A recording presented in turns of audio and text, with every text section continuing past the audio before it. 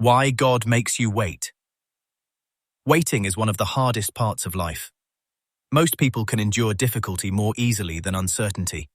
They can carry a burden if they know where it is leading. They can tolerate struggle if they can see movement, but waiting feels different. Waiting feels quiet. It feels unclear. It feels slow, and often it feels deeply personal. You pray, but nothing seems to change. You ask God for direction, but the answer does not come when you expected. You try to move forward, but a door stays closed. You do the right thing, yet the season does not shift. And after a while, the delay begins to work on the heart. You start wondering whether God has forgotten you, whether you misunderstood him, or whether nothing is happening at all. But the Bible shows us something deeper.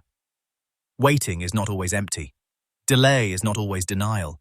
Silence is not always absence. Again and again, Scripture shows that God does some of his deepest work in seasons that feel slow, hidden, and unfinished.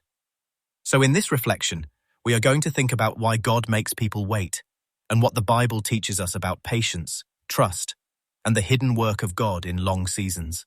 And stay with me until the end, because the final part may be the one that changes how you see your waiting most of all. Part 1.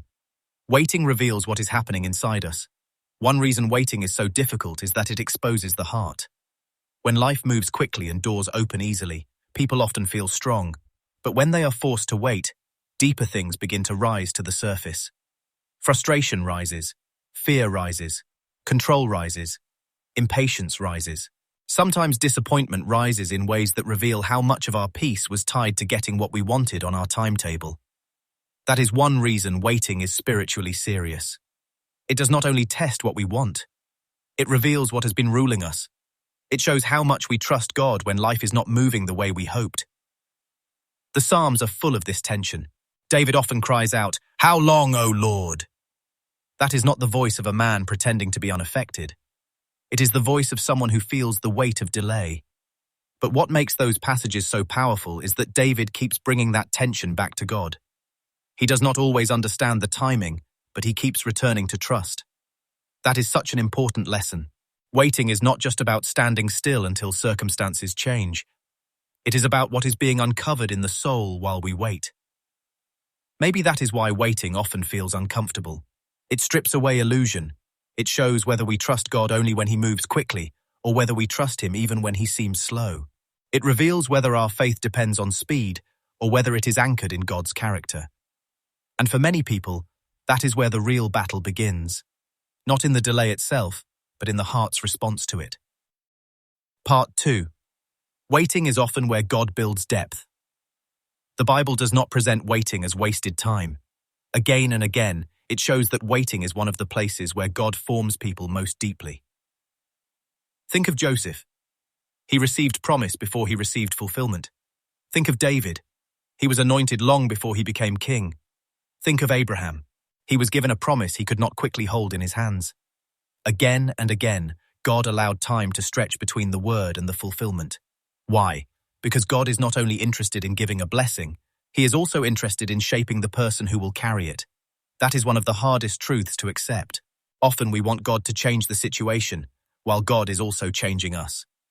We want immediate arrival, but God may be building endurance, humility, steadiness, wisdom, and deeper dependence before the next door opens. Romans says that suffering produces endurance, and endurance produces character, and character produces hope. That pattern applies not only to suffering in the obvious sense, but also to long seasons of waiting. The waiting itself becomes part of the formation. This is why patience in the Bible is never presented as passive weakness. It is strength that has learned to remain steady under God's timing. It is not giving up. It is not spiritual laziness. It is faithful endurance while something important is still unfinished. And that matters, because some of the deepest spiritual maturity is built where outward progress seems slow. In hidden seasons. In unanswered stretches. In quiet years that do not look impressive from the outside. The world often measures growth by visible results. But God often measures it by what is happening in the heart. And sometimes the very season you would have removed is the season God is using to build the depth you will need later. Part 3. Waiting does not mean God is absent. Perhaps the most painful part of waiting is the fear that nothing is happening. When days feel repetitive and answers do not come, the human mind easily assumes absence. If I cannot see movement, maybe God is not moving. If I cannot feel change, maybe he is not near. If I do not understand the timing, maybe I have been overlooked. But the Bible teaches us to think more carefully than that. Isaiah says that those who wait on the Lord shall renew their strength. Notice that Scripture does not say those who escape waiting, or those who solve everything quickly. It says those who wait on the Lord. In other words, the waiting itself can become a place of renewal when it is turned toward God instead of only toward the clock. God's silence is not indifference. His delay is not carelessness. His hiddenness is not abandonment. Often he is doing things we cannot yet measure, protecting us from the wrong timing, preventing us from what would harm us, preparing circumstances we cannot see, preparing us in ways we do not yet understand. This does not make waiting easy, but it makes it meaningful. And maybe that is the deeper invitation of waiting, not merely to endure the delay, but to remain with God inside it. To let the waiting become a place where trust grows quieter, deeper, and more real. Not dramatic faith, not rushed faith, but steady faith. So if you are in a waiting season right now, remember this. God has not disappeared. He is not late in the way humans are late. He is not confused. He is not hurried. He is not trying to catch up. He sees the full picture while you only see the present moment. And sometimes the greatest act of faith is not moving faster.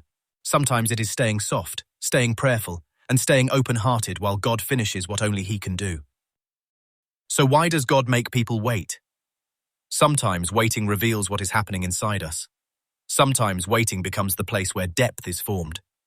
And sometimes waiting teaches us to trust that God is present even when his work is hidden. That is why waiting, painful as it can be, is not meaningless. It can become one of the places where faith becomes more honest, more mature, and more deeply rooted in who God is. And maybe that is the question this reflection leaves us with. What if this waiting season is not empty? What if God is doing more than you can currently see? What if the delay is not proof of his absence, but part of his wisdom? If this reflection spoke to you, leave a comment and tell me what part of waiting has been hardest for you, or what Bible verse has helped you trust God in a delayed season. And if you want more calm, practical, scripture-rooted reflections like this, subscribe to Timeless Audio Reads, like this video, and share it with someone who may need it. Thank you for listening, and I will see you in the next one.